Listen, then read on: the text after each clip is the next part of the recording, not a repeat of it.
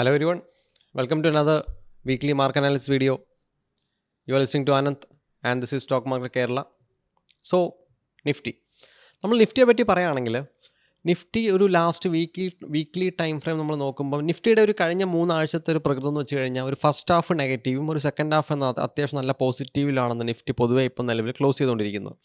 So Nifty അത്യാവശ്യം എന്താണ് first 3-4 days negative സെൻറ്റിമെൻറ്റും അവസാനത്തെ ഒരു വീക്കെൻഡൊക്കെ ആകുമ്പോൾ എന്താണ് അത്യാവശ്യം ഒരു പോസിറ്റീവ് സെൻറ്റിമെൻ്റാണ് നിഫ്റ്റിയിൽ കാണുന്നത്.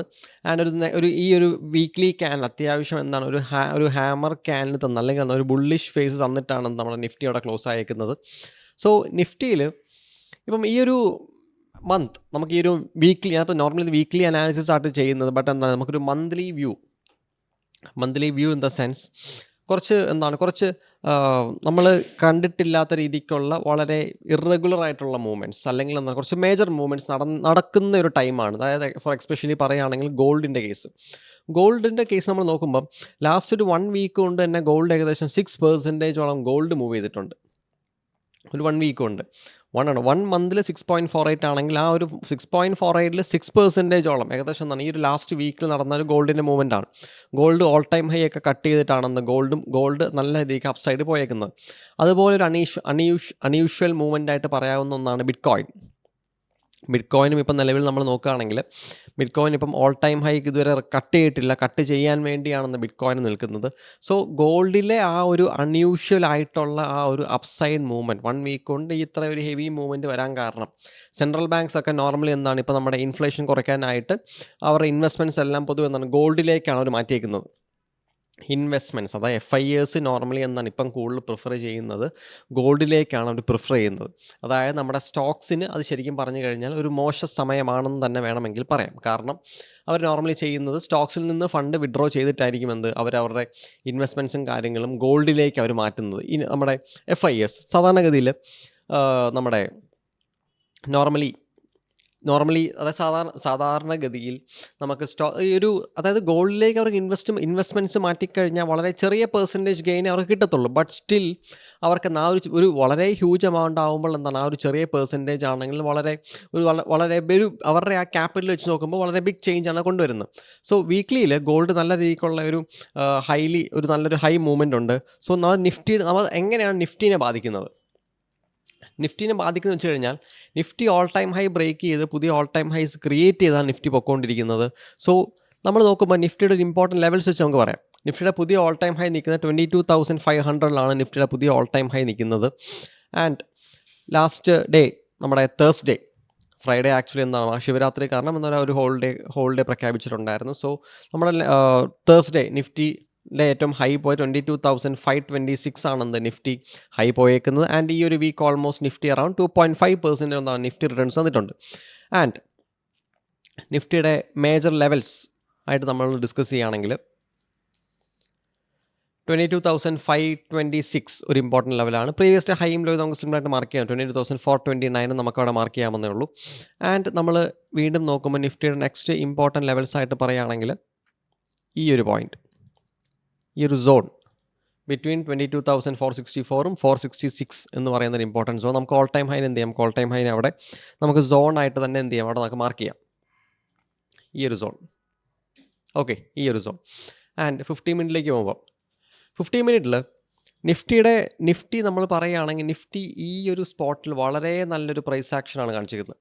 ഈ ഒരു ലെവൽ ഓൾമോസ്റ്റ് നമ്മുടെ 22,430 ആൻഡ് 434 വളരെ നല്ല പ്രൈസ് ആക്ഷനാണ് ആ ഒരു ഏരിയയിൽ നിന്ന് നമുക്ക് കിട്ടാൻ പോസിബിലിറ്റി ഉള്ളത്. ആ ഒരു ലെവലൊക്കെ നിഫ്റ്റി ബ്രേക്ക് ചെയ്യുകയാണെങ്കിൽ നമുക്ക് വളരെ സിമ്പിൾ ടാർഗറ്റ്സ് ആയിട്ട് നമുക്ക് അറൗണ്ട് 22,300 ഒക്കെ നമുക്ക് എക്സ്പെക്റ്റ് ചെയ്യാവുന്നതാണ് നിഫ്റ്റിയിലെ ആ ഒരു ഫോൾ.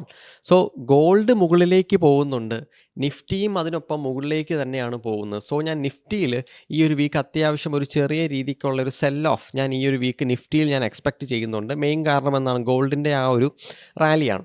നമുക്ക് വേണം നിഫ്റ്റി ഈ ഒരു ലെവൽ വേണം നമുക്ക് ഒഴിവാക്കാവുന്നതാണ്. Because these 2 levels are actually very high probable. So okay, and നമ്മൾ വീണ്ടും നോക്കുമ്പം അപ്പോൾ നിഫ്റ്റിയിൽ ഇമ്പോർട്ടൻറ്റ് ലെവൽസ് ആയിട്ട് 22,521 525 അതുപോലെ നമ്മുടെ 22,430 ആൻഡ് 434 ഇത് കുറച്ച് മേജർ ലെവൽസാണ്. നമുക്ക് വേണമെങ്കിൽ എന്ത് ചെയ്യാം, നമുക്ക് വേണമെങ്കിൽ ഈ ഒരു ലെവലും കൂടി ജസ്റ്റ് ഒന്ന് കൺസിഡറേഷനിൽ വെക്കാം എന്നേ ഉള്ളൂ. ചെറിയ ചെറിയ സ്കാൽപ്പ് ട്രേഡ്സ് അല്ലെങ്കിൽ ഒരു കുഴപ്പമില്ലാത്ത രീതിക്കുള്ള ട്രേഡ്സ് നമുക്ക് ഈ ഒരു ലെവലിൽ നമുക്ക് എക്സ്പെക്റ്റ് ചെയ്യാമെന്നേ ഉള്ളൂ. ഓക്കെ, സോ യെസ്, ആൻഡ് നിഫ്റ്റിക്ക് നമുക്ക് കുറച്ചും കൂടി എന്ത് ചെയ്യാം, അത്യാവശ്യം അതായത് നിഫ്റ്റിയിലൊരു നല്ല രീതിക്കുള്ളൊരു ബുള്ളിഷ് മൂവ്മെൻറ്റ് വരണമെങ്കിൽ ഗോൾഡിന് ഒരു ചെറിയ സെൽ ഓഫ് വരണം. ഓക്കെ, ഗോൾഡിന് ഒരു സെൽ ഓഫ് വന്നു കഴിഞ്ഞാൽ നിഫ്റ്റിയിൽ അത്യാവശ്യം നല്ല രീതിക്കുള്ള ബുള്ളിഷ് മൂവ്മെൻറ്റുകൾ നമുക്ക് നിഫ്റ്റിയിൽ അങ്ങനെ കാണാൻ കഴിയത്തുള്ളൂ. ബിക്കോസ് ഇൻവെസ്റ്റ്മെൻറ്റ്സ് നോർമലി എന്തായിരിക്കും, ഗോൾഡിലേക്ക് അവർ ഷിഫ്റ്റ് ചെയ്തിട്ടുണ്ടാകും. അതുപോലെ തന്നെയാണ് ബിറ്റ്കോയിൻ നോർമലി അങ്ങനെ ഹെവി ഇൻവെസ്റ്റ്മെൻറ്റ്സ് നടക്കുന്നത് കുറവാണ്. ബട്ട് ബിറ്റ്കോയിൻ എന്താണ്, നമുക്കൊരു ചെറിയൊരു സിമ്പിൾ തരും, അത്രയേ ഉള്ളൂ. ഓക്കെ, സോ ഗോൾഡ് നമുക്കൊരു ഇമ്പോർട്ടൻറ്റ് ഫാക്ടറാണ് നിഫ്റ്റിയുടെ ഈ ഒരു വീക്ക്ലി വ്യൂ നമുക്ക് കൺസിഡർ ചെയ്യാനായിട്ട്. ആൻഡ് നമ്മുടെ ഈ വീക്കിലെ നിഫ്റ്റിയുടെ ഇമ്പോർട്ടൻറ്റ് ലെവൽസ് ആയിട്ട് നമ്മൾ ഡിസ്കസ് ചെയ്യുകയാണെങ്കിൽ, ഒന്നാമത് ഓൾ ടൈം ഹൈ ആണ് 22,500. സെക്കൻഡ്ലി നമ്മൾ നോക്കുമ്പോൾ 22,469 72, വളരെ ചെറിയ സ്റ്റോപ്പ് ലോസ് ഉള്ള ട്രേഡാണത്. ആൻഡ് ഒരു മേജർ ലെവൽ 22,430 ആൻഡ് 434. അതും എന്താണ്, അത്യാവശ്യം നമുക്ക് നല്ല ട്രേഡ്സ് പ്ലാൻ ചെയ്യാൻ പറ്റുന്ന ലെവൽസ് ആണെന്ത്, നമുക്ക് 434. ഡിപ്പെൻസ്, മാർക്കറ്റ് അവിടെ ഓപ്പൺ ചെയ്യാൻ ഡിപ്പെൻഡൻ്റ് ആണ്. So I think market normally, അല്ലെങ്കിൽ ഈ ഒരു മൺഡേ നമുക്ക് മാർക്കറ്റ് നോർമലി ഓപ്പൺ ചെയ്യാൻ സാധ്യതയുള്ളത് ഈ ഒരു ഗ്യാപ്പിൻ്റെ ഇടയിലായിരിക്കും മാർക്കറ്റ് ഓപ്പൺ ചെയ്യാനുള്ള പോസിബിലിറ്റി ഉള്ളത്. So let see. ഓക്കെ, നമുക്ക് നോക്കാം അത്.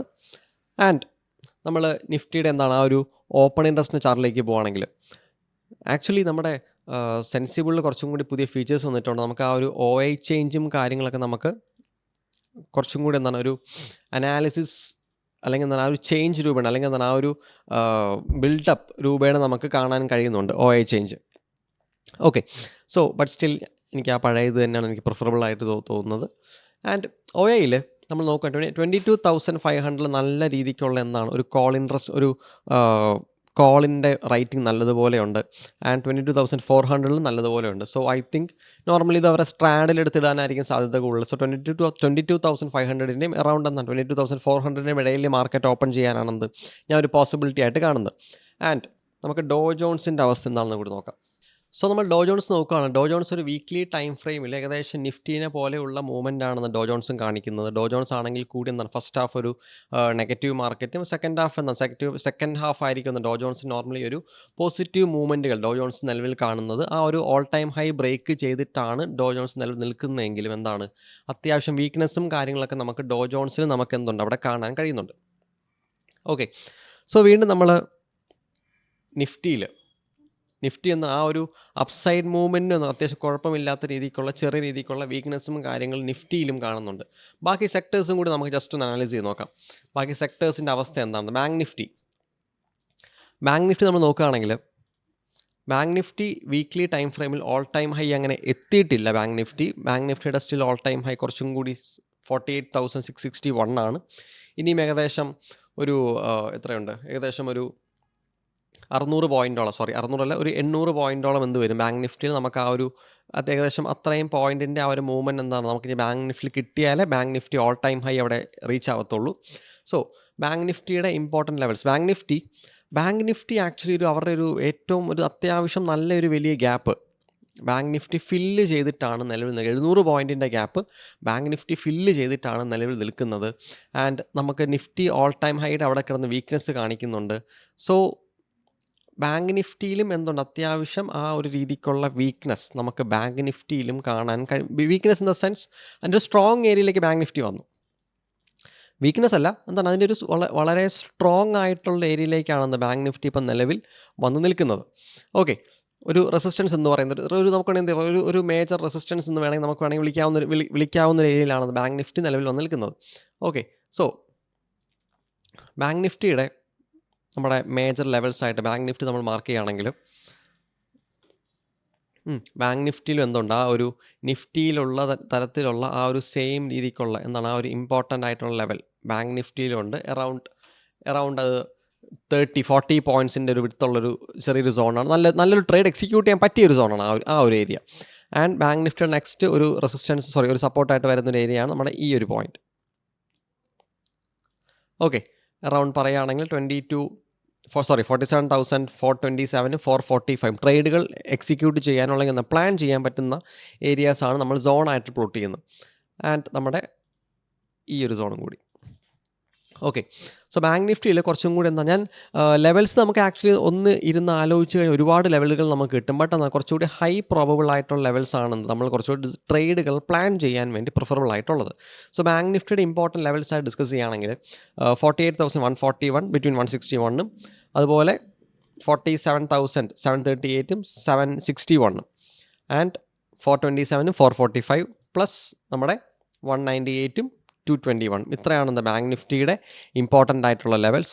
ആൻഡ് ബാങ്ക് നിഫ്റ്റിയിൽ ഒരു സെൽ ഓഫ് നടക്കുകയാണെങ്കിൽ നമുക്ക് ഒരു വളരെ മേജർ ട്രേഡ് നമുക്ക് എടുക്കാൻ പറ്റുന്നൊരു ഏരിയയാണ് ഈ ഒരു ഫോളിൻ്റെ ആ ഒരു സ്പോട്ട്. ഏകദേശം അത് അറൗണ്ട് 800 പോയിൻറ്റ്സോളം വളരെ ക്ലീൻ ആയിട്ടുള്ള സ്ട്രക്ചറാണ് നമുക്ക് ബാങ്ക് നിഫ്റ്റിയിൽ ഇപ്പോൾ നിലവിൽ നമുക്ക് കാണാൻ കഴിയുന്നത്.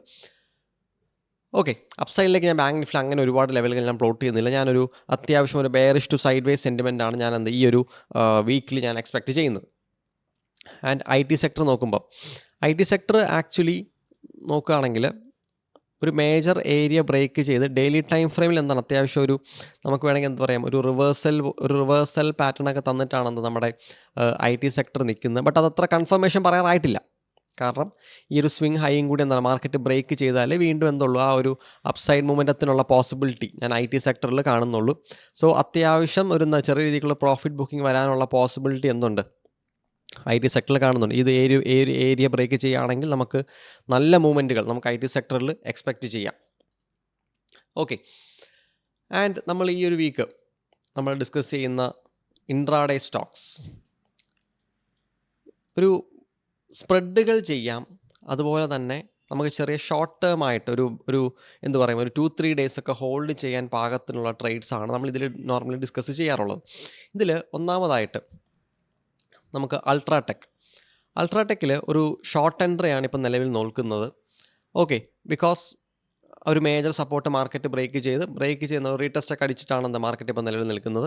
സോ നമുക്ക് വേണമെങ്കിൽ എന്താണ് ആ ഒരു ഡൗൺ സൈഡ് മൂവ്മെൻറ്റ് നമുക്ക് വളരെ സിമ്പിളായിട്ട് അറൗണ്ട് നമുക്ക് ഈ ഒരു ഏരിയ വരെ നമുക്ക് എക്സ്പെക്റ്റ് ചെയ്യാവുന്നതാണ്.